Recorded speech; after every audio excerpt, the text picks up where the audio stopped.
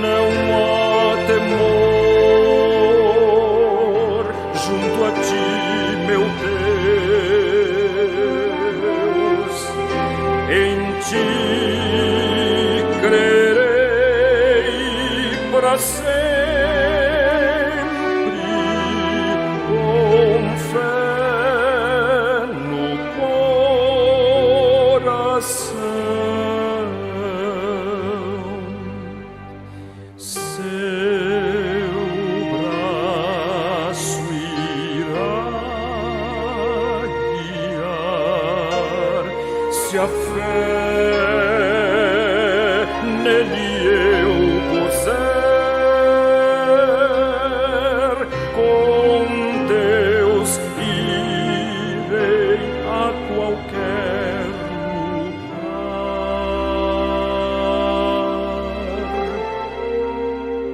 Lindo és, meu mestre, Rei do céu, da terra, homem Deus, Senhor Jesus. Teu é o reino, é tua honra, és minha glória e minha luz. Eu quero andar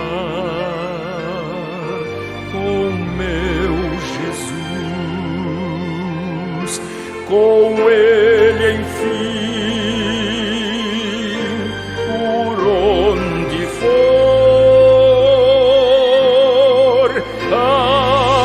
Adeus direi do meu sofrer, meu clamor irá atender. Sua graça de me guiar, sempre quero andar com Deus, sempre andar com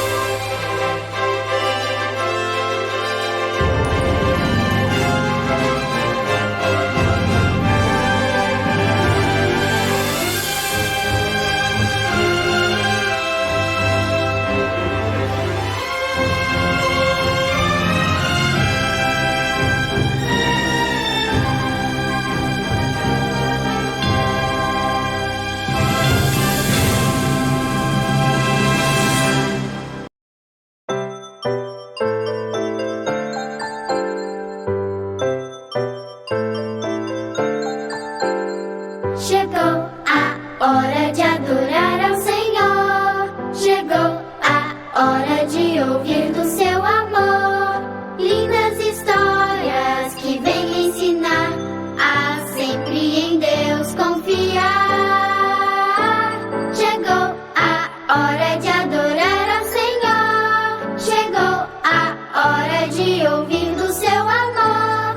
Vem, amiguinho, comigo sentar e vamos quietinhos ficar, prestando atenção em adoração.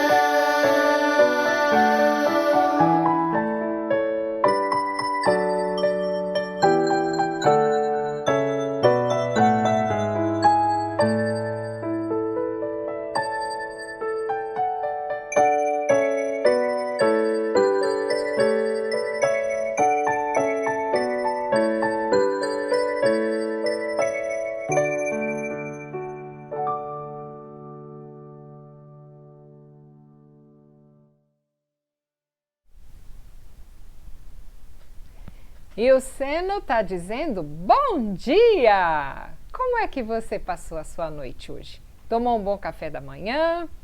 Amanheceu um sábado feliz? Eu espero que sim. O meu é feliz.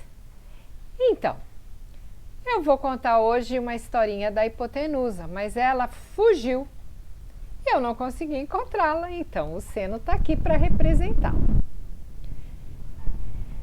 Sabe, a hipotenusa, ela é uma gatinha que eu já contei para vocês, era muito arisca. E ela fazia coisas e ainda faz que a gente não gosta, e ela sabe que a gente não gosta. Uma dessas coisas, que o Seno também faz, é arranhar as cadeiras. As cadeiras aqui de casa, elas têm um estofado e eles vão lá e arranham. Mas se eu estou perto, eles não fazem isso. Uma outra coisa que eles sabem que eu não gosto é que eles subam na mesa. Então, quando eu estou perto, eles não sobem. Mas eu já peguei os dois no flagra, subindo em cima da mesa. E quando eles veem que eu cheguei, eles pulam fora. Será que a gente às vezes não faz umas coisinhas assim? Por exemplo,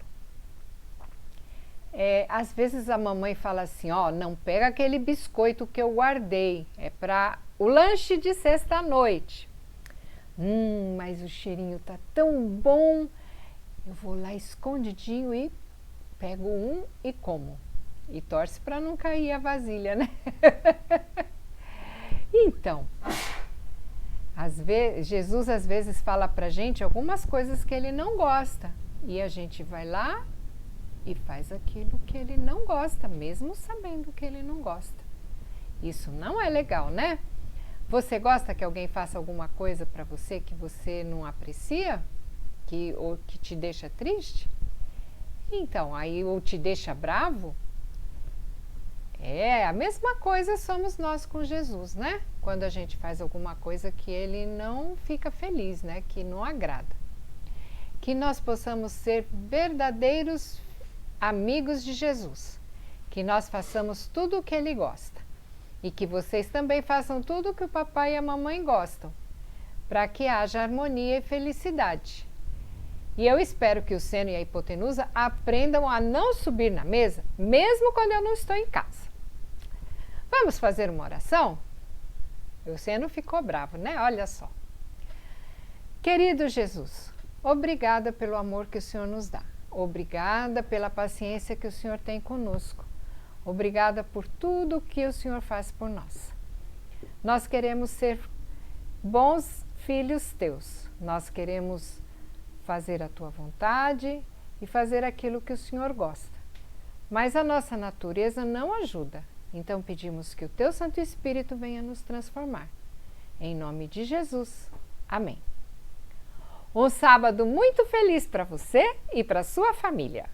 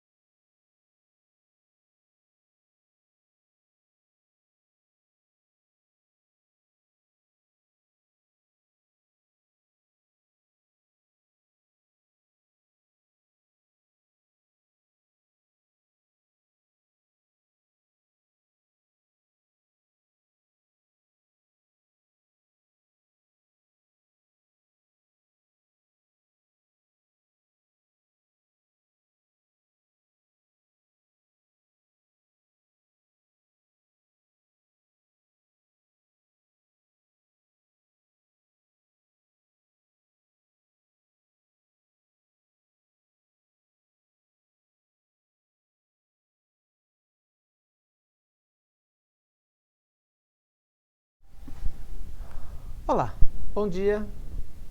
Que bom encontrarmos novamente aqui para termos agora o nosso culto, para louvar e glorificar a Deus. E o tema que eu escolhi hoje é um tema bastante duro para a gente, sabe? Até para mim, viu? Vou ser sincero, esse tema doeu quando eu preparei ele, doeu em mim também, viu? O título dele é Sabendo uma Coisa e Fazendo Outra. Você já fez isso alguma vez? Já aconteceu com você? Pois é, vamos estudar isso aqui hoje, né? Vamos estudar juntos isso aí. Mas eu quero cantar um hino para mudar isso em nossa vida. O título dele é Abre, Senhor, os olhos meus. Sugestivo, não? 401. Vamos cantá-lo. Cante pensando nas palavras e coloque-as em prática em sua vida também.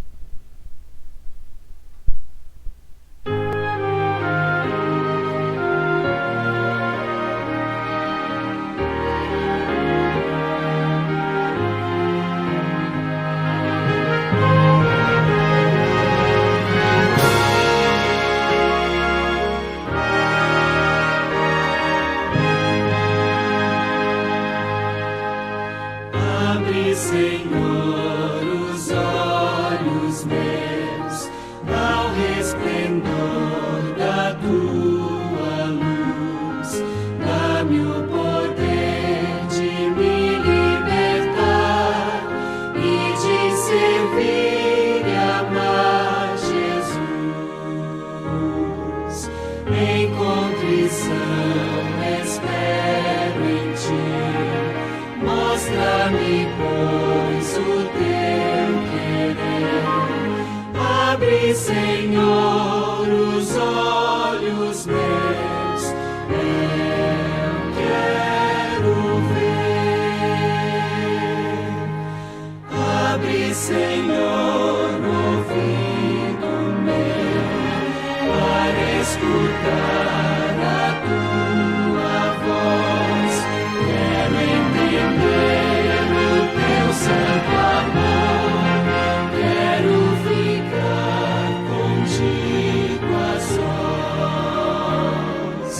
Em contrição espero em ti, quero ser teu e a paz fluir. Abre, Senhor, o ouvido meu, eu quero ouvir. Abre-me, ó Pai, o coração, quero sentir o teu calor. Abre-me então a boca também, para eu falar do teu amor. Em contrição espero em ti, enche-me o ser com teu amor. Toma-me firme nos braços teus, ó meu Senhor.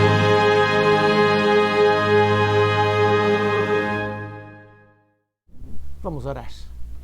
Pai querido, estamos novamente diante da tua face para te adorar neste momento, para louvar o teu nome. E esta mensagem, que ela possa ser apreciada, entendida, compreendida e, principalmente, que possamos mudar as coisas da nossa vida sob a influência desta mensagem de hoje. Participa conosco deste culto e prepara-nos para uma vida melhor aqui na terra e uma melhor ainda quando voltares no céu. Participa conosco deste culto, Pai. Manifesta-te em nosso meio através do Deus Espírito Santo e fala ao nosso coração através dele, colocando também as tuas palavras em meus lábios, é o que eu peço, em nome de Jesus. Amém. Muito bem. Abra sua Bíblia em 1 Reis, no capítulo 22. Aqui nós encontramos uma história bastante interessante. Eu diria, é uma narrativa estranha, até dentro das narrativas bíblicas, é uma narrativa meio diferente, assim, até difícil a gente, às vezes, entender. A narrativa é um contexto de uma guerra sírio-efraimita, Havia uma trégua que o texto diz que 3 anos passaram sem que houvesse guerra entre a Síria e Israel. 3 anos. E ao longo desse conflito, o Reino do Norte e o Reino do Sul começaram a se aproximar um pouco mais. E o Reino do Norte havia perdido diversas cidades para a Síria. Acabe era o rei do Norte, né? Do Reino do Norte, era o rei de Israel, que era o Reino do Norte. E ele então faz uma tentativa de tentar resgatar uma das cidades, que a cidade chama-se Ramote Gileade, uma das cidades que havia sido perdida. E então ele faz uma visita a Josafá, para que o rei do Judá, que era o território do sul, participasse com ele desse projeto, dessa guerra. Então nessa visita surgiu uma frase interessante. Veja o que disse o rei Josafá no capítulo 22 de 1 Reis e no verso 5. Disse mais Josafá ao rei de Israel: consulta primeiro a palavra do Senhor. É interessante que Josafá, do Reino Sul, ele era um fiel servo de Deus ali. Ele estava lidando com um rei que não era lá tão sério, que era Acabe. Que aquele lá que lutou lá com Elias e teve aquele problema todo. Pois é. Então Acabe agora diz: vamos, antes de fazer qualquer coisa, consultar o Senhor? Acabe com medo agora de que o profeta de Deus pudesse falar alguma coisa que fosse contrário àquilo que ele queria que fosse, que talvez desencorajasse essa aliança. Ele então convida 400 profetas, dos seus profetas, seus amigos, né, que ele tinha certeza e que iriam ser favoráveis ao que ele tinha para dizer. Mas Josafá não se impressiona muito com uma espécie de circo, uma cena montada por Acabe. Então lá no verso 7, ele diz: escuta, o Acabe, será que não há aqui algum profeta do Senhor para consultarmos?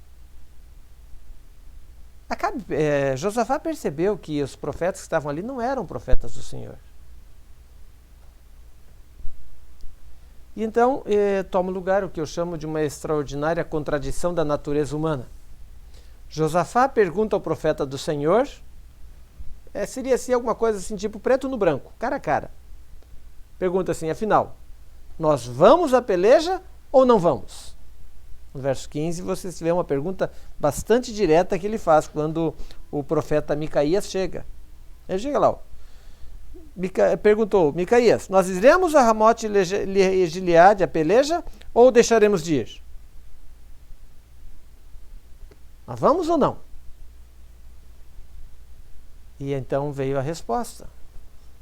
A resposta, depois de alguns contrapontos, depois de uma pressão, disse: olha, eu quero que se fale a verdade, não fica me enrolando.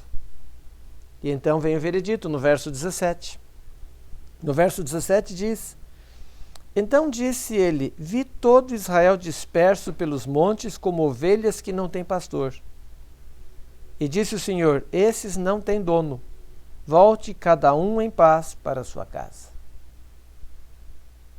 O veredito era bastante contrário aos que os profetas de Acabe haviam dado. Ele está completamente oposto à mensagem dos falsos profetas. O que o profeta Micaías está colocando é que Acabe e todo o seu exército tinham um encontro marcado com a derrota, com o desastre. E onde o próprio Acabe iria morrer. Apesar dele se disfarçar e ir no meio dos soldados, o próprio Acabe veio a falecer. Mas o paradoxo aqui é com Josafá. Veja bem. Josafá queria ouvir a mensagem de Deus. Veio um profeta de Deus e trouxe a mensagem. Vamos fazer uma coisa aqui. Se você pediu a um profeta de Deus para falar a mensagem, e ele falar a mensagem para você fazer, o que você vai agir? Como você vai agir? Já pensou nisso? A gente condena Josafá, Acabe, mas será que nós somos diferentes?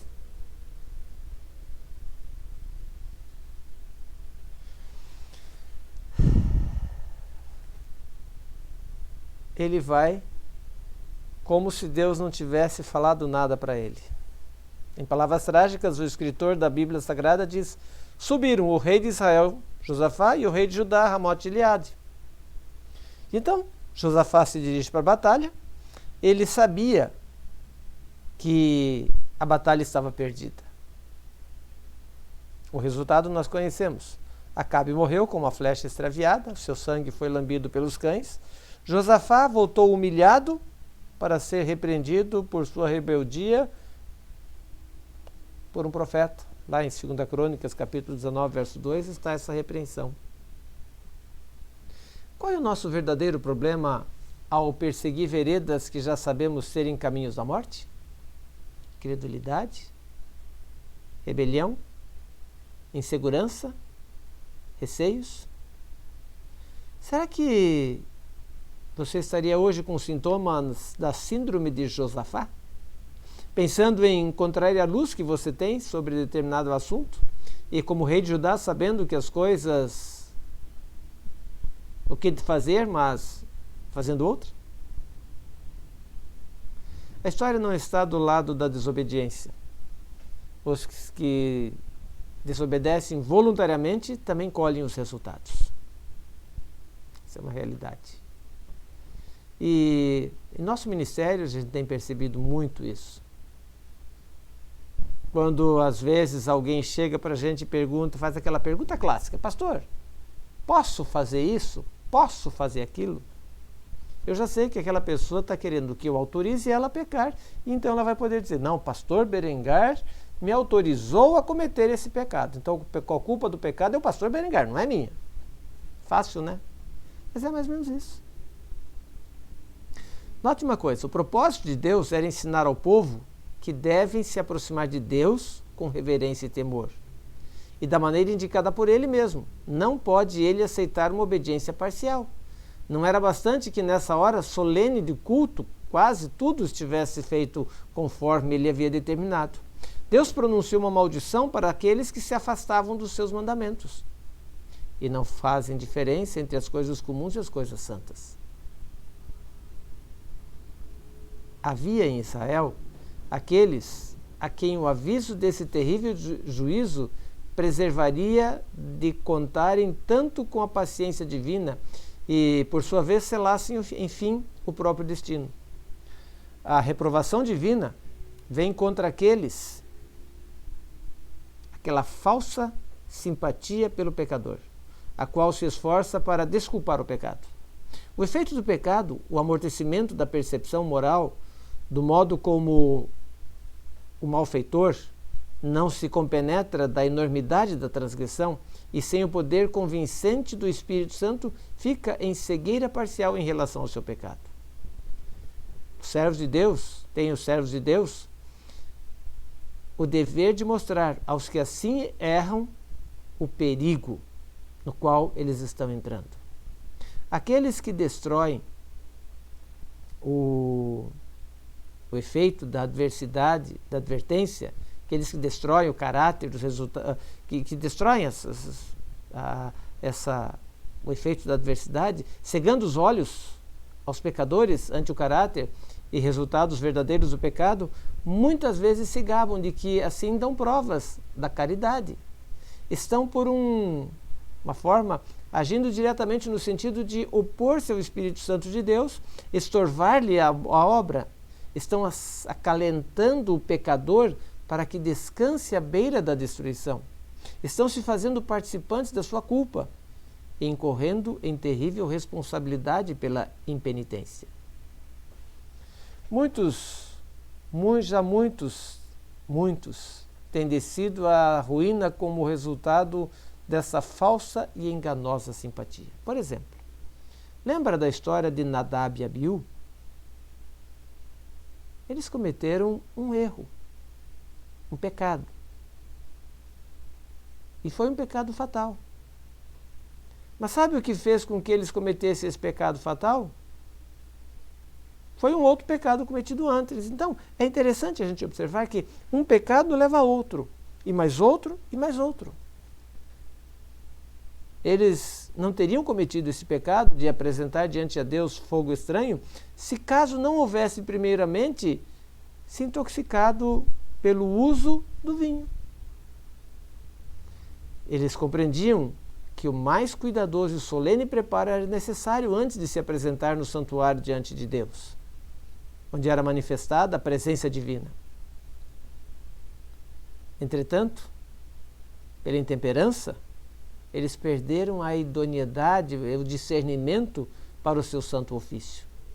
A mente se tornou confusa, embotada, as percepções morais se perderam, de modo que não podiam discernir a diferença entre o que é sagrado e o que é profano, o que é sagrado e o que é comum.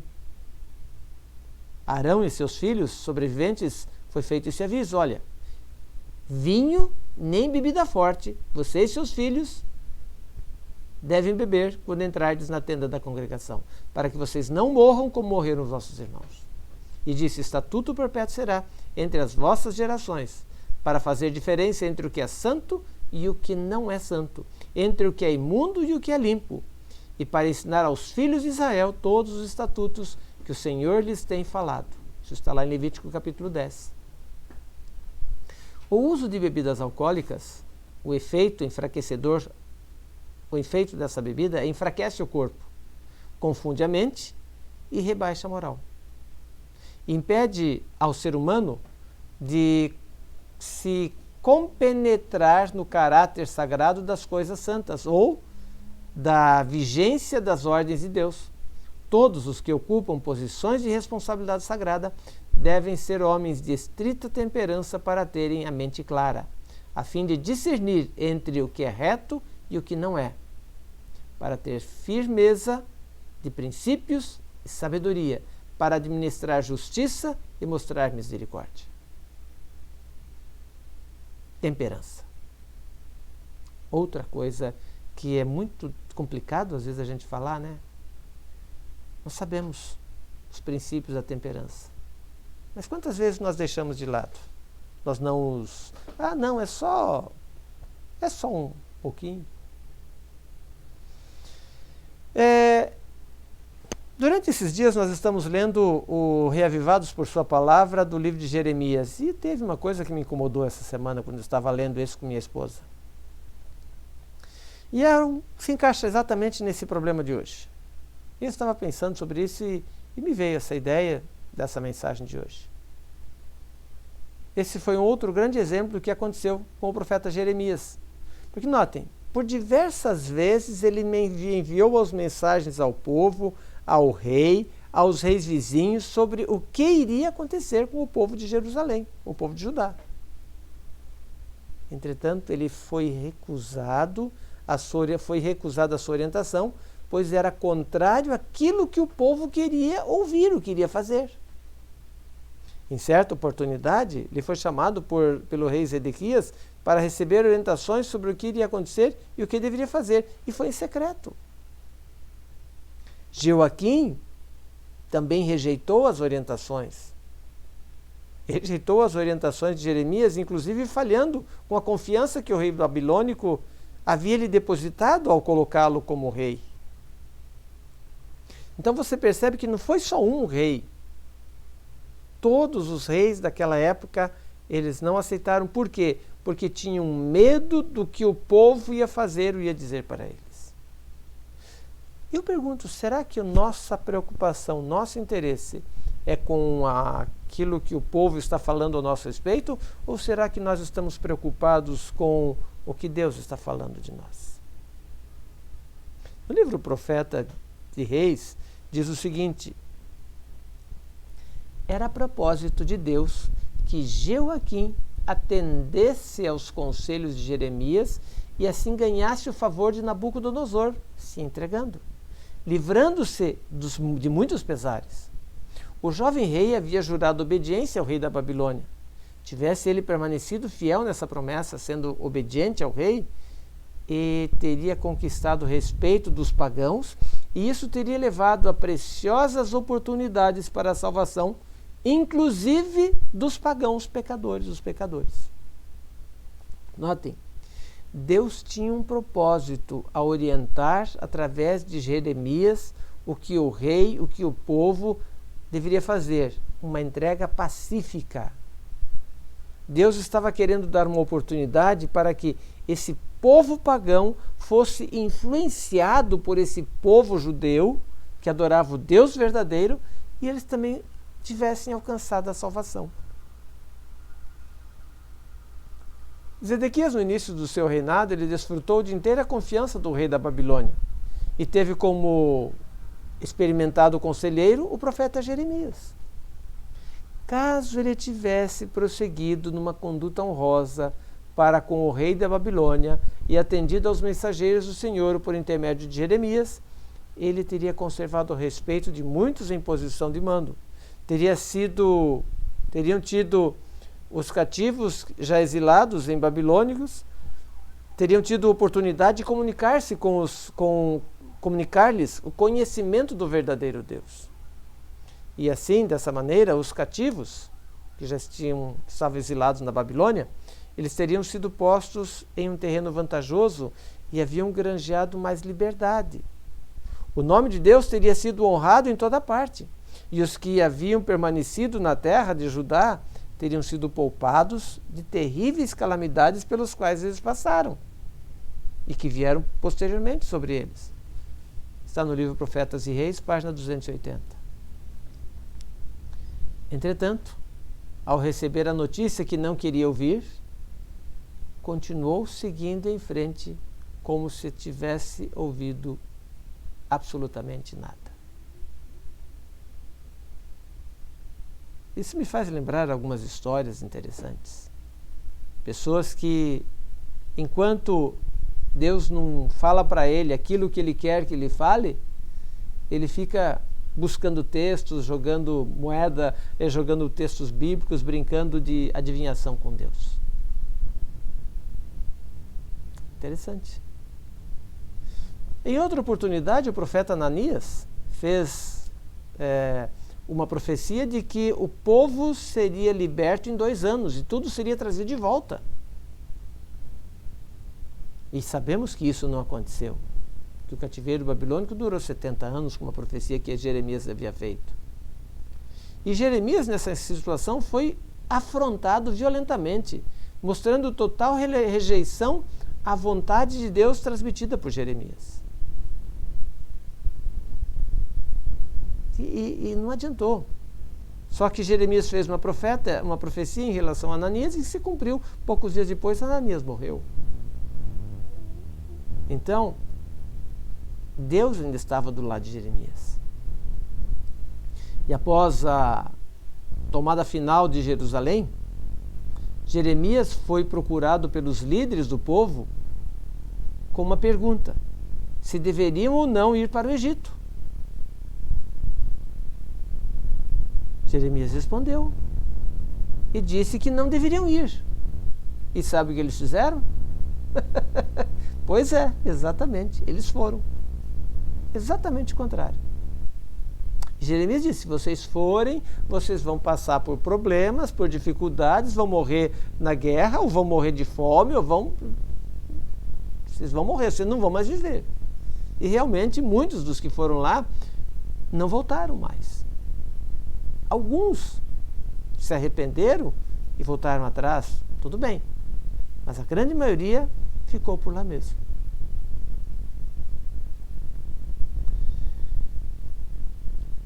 Assim, eles colheram as consequências das suas escolhas, dos seus atos, e nenhum deles mais pôde voltar a Jerusalém. Assim como os outros que foram ao cativeiro babilônico puderam voltar. Eu estava lendo o livro Profetas e Reis e achei uma coisa interessante. Desde o início, Jeremias seguira um caminho consistente em aconselhar submissão aos babilônios. Esse conselho foi dado não somente a Judá, mas a muitas outras nações ao redor. Na primeira parte do reinado de Zedequias, embaixadores do rei de Edom e Moabe, Tiro e outras nações visitaram o rei de Judá para saberem se, em sua opinião, a ocasião era oportuna para uma revolta unida e se ele se uniria a eles para lutar contra o rei da Babilônia. Enquanto os embaixadores estavam esperando uma resposta, a palavra do Senhor veio a Jeremias, dizendo: faze umas prisões e julgos e põe-los sobre o pescoço e envia-os ao rei de Edom, ao rei Moabe, ao rei dos filhos de Amon, e ao rei de Tiro, e ao rei de Sião, pelas mãos dos mensageiros que fez Jerusalém ter com Zedequias, rei de Judá. Está lá em Jeremias capítulo 27. Jeremias foi enviado para instruir os embaixadores para que informassem a seus reis que o Deus o Deus de Israel estava no controle da situação e havia dado todas aquelas localidades nas mãos de Nabucodonosor, o rei de Babilônia. E que eles, caso se entregassem pacificamente, eles iriam servir ao rei Nabucodonosor, seu filho, seu neto, até que viesse o tempo do seu retorno, 70 anos depois. Os embaixadores foram instruídos a declarar aos seus senhores que se eles se recusassem a servir o rei da Babilônia, seriam punidos com espada, com fome e com peste, até eles serem consumidos. Especialmente deviam eles fugir dos ensinos dos falsos profetas que porventura os aconselhassem de outra forma. Olha, ele disse: não deem ouvidos a vossos profetas. O Senhor me disse: e os vossos adivinhos, os vossos sonhos, os vossos agoureiros, os vossos encantadores, que vos falam dizendo: não servireis ao rei da Babilônia, porque mentira vos profetizam. Por mentira vos profetizam, para vos mandar para longe da vossa terra, e para que eu vos lance dela, e vós pereçais. Mas a nação que meter o seu jugo, seu pescoço sobre o jugo do rei da Babilônia e o servir, eu vou deixá-lo ficar na terra, diz o Senhor. Vai poder lavrar lá, vai poder habitar ali, vai plantar, vai colher. O castigo mínimo que Deus misericordioso podia afligir a tão rebelde povo era uma submissão ao rei da Babilônia. Mas se eles se rebelassem contra o seu decreto de servidão, então eles iriam experimentar um rigor mais forte dos seus castigos, iam sofrer as consequências. E então, numa dessas situações, Jeremias capítulo 38, eu quero ler agora com você, versos 14 até 16.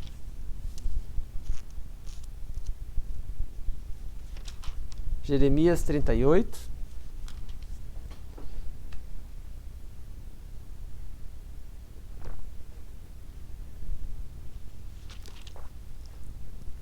Veja o que diz aqui, nos versos 14 e 16.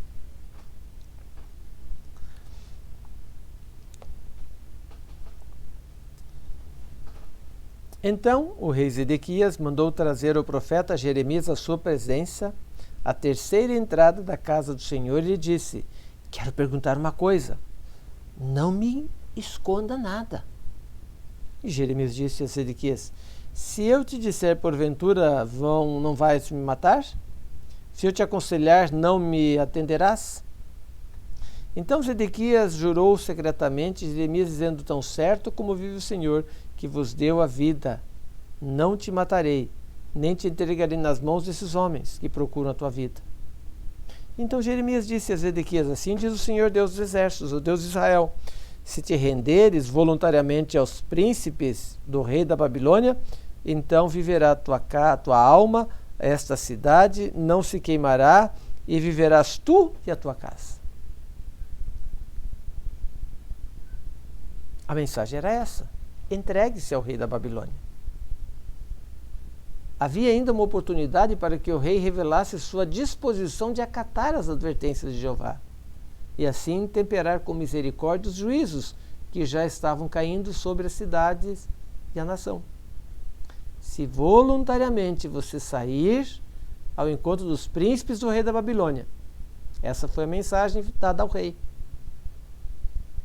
então viverá a tua alma, e esta cidade não se queimará ao fogo. Viverá a tua casa, mas se não saíres, os príncipes dos reis de Israel, então serás entregue esta casa nas mãos dos caldeus, eles queimarão com fogo, e tu não escaparás das mãos deles. E o resultado nós sabemos. Ezequias acabou vendo todos os seus filhos sendo mortos, depois foram furados seus 2 olhos. Note, até a última hora Deus tornou clara a sua disposição de mostrar misericórdia àqueles que escolhessem se submeter aos seus justos reclamos. Tivesse o rei escolhido obedecer, a vida do povo teria sido poupada, e a cidade se salvaria da conflagração. Mas ele pensou que tinha ido demasiado longe para recuar. Ele teve medo dos judeus, teve medo de ser taxado de ridículo, teve medo por sua vida, que os judeus o matariam.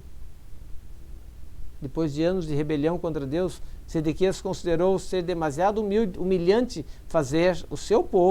dizer ao seu povo: eu aceito a palavra do Senhor, conforme pronunciada pelo profeta Jeremias. Não ouso aventurar-me à guerra contra o inimigo em face de todas essas advertências que tenho recebido. Ele não teve coragem de fazer isso. Refletindo sobre a reação do povo judeu em relação à sua rejeição das ordens divinas, contrárias à vontade do povo, vejo que nos dias de hoje o povo não parece menos rebelde do que os judeus daquela época. Repetidamente, Deus tem enviado mensagens e mensageiros para alertar ao povo em relação aos acontecimentos, alertar o povo em relação ao preparo para a volta de Jesus. Entretanto, você percebe e vê, dia após dia, a rejeição, afastamento daquilo que Deus tem orientado. Sobre nós, queridos, repousa uma grande responsabilidade. Uma responsabilidade como seguidores de Cristo, uma responsabilidade como servos de Deus. O apóstolo Pedro declara lá em 1 Pedro, no capítulo 2 e no verso 9, 1 Pedro, capítulo 2 e no verso 9.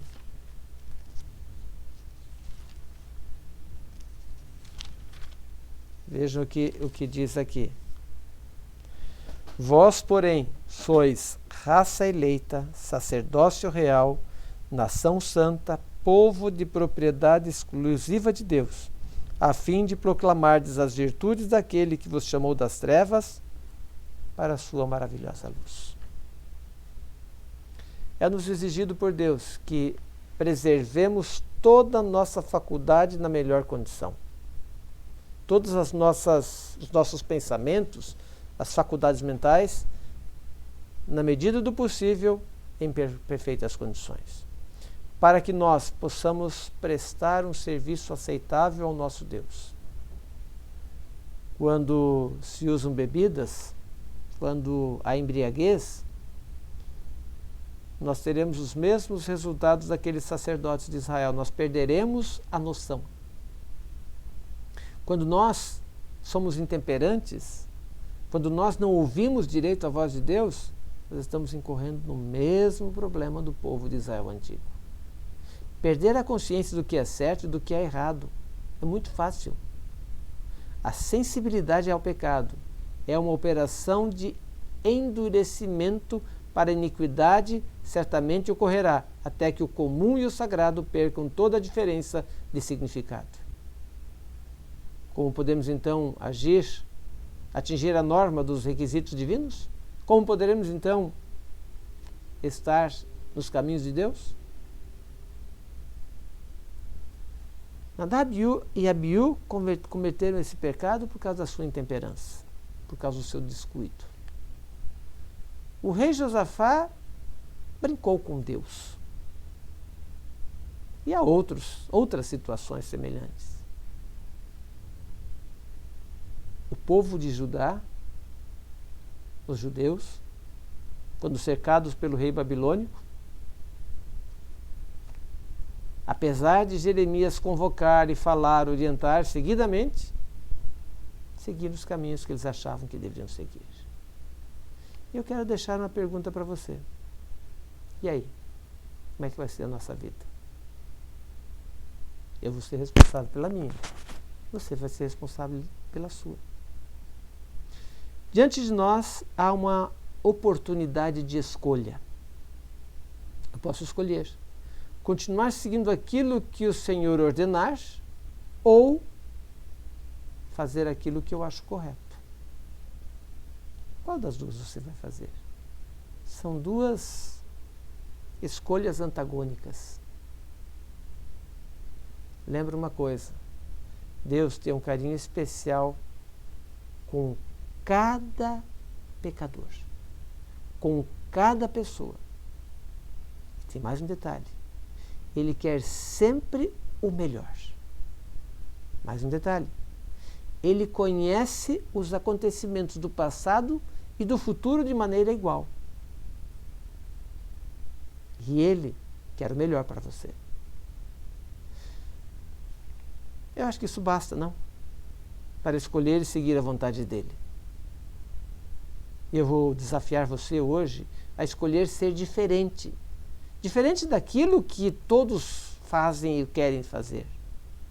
Seja diferente. Viva nos caminhos de Deus. Saiba o que Jesus quer. Saiba o que Jesus planeja para você. E siga essas orientações divinas. Procure fazer a vontade de Deus e permanecer nos caminhos dele. Que Deus abençoe você, para que você possa permanecer aos pés de Jesus, bem junto a Cristo, ouvindo o que Ele tem para lhe dizer e vivendo ao seu lado. Bem junto a Cristo, eu quero cantar este hino que expressa bem uma oração do que devemos fazer e para vivermos melhor. Cante com alegria, cante conosco.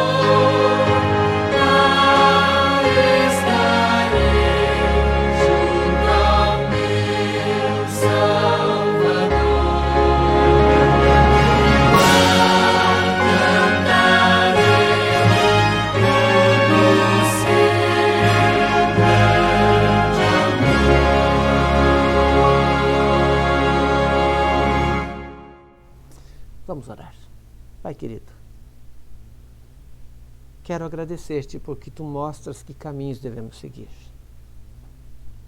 Mesmo muitas vezes eles parecendo ser diferentes daquilo que gostaríamos de seguir. Mas eu quero agradecer-te porque tu nos mostras e nos orientas. E nos dás as promessas de estar junto conosco.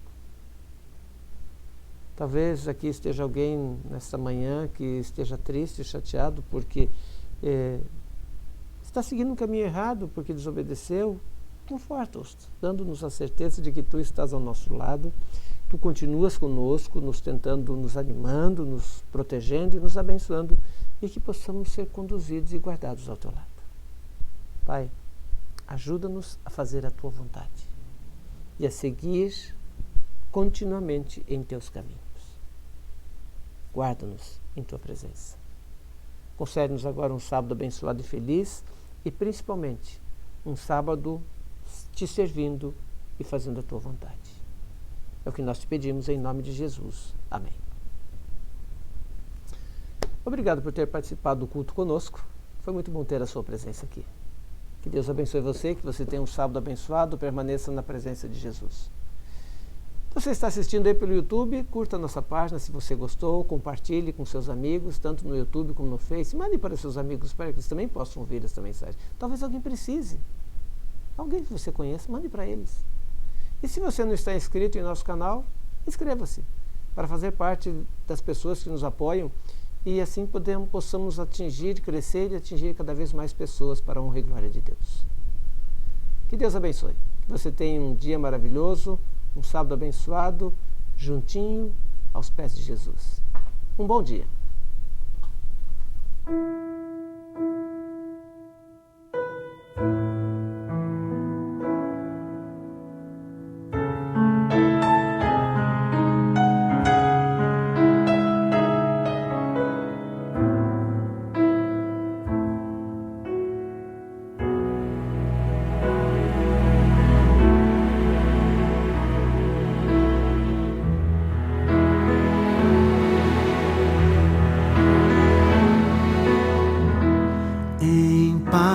Eu vou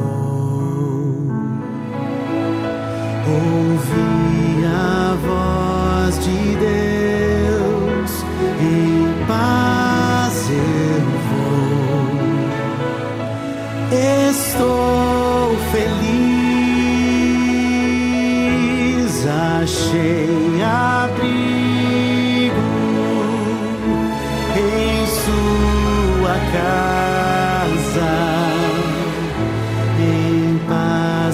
Estou com meu Jesus.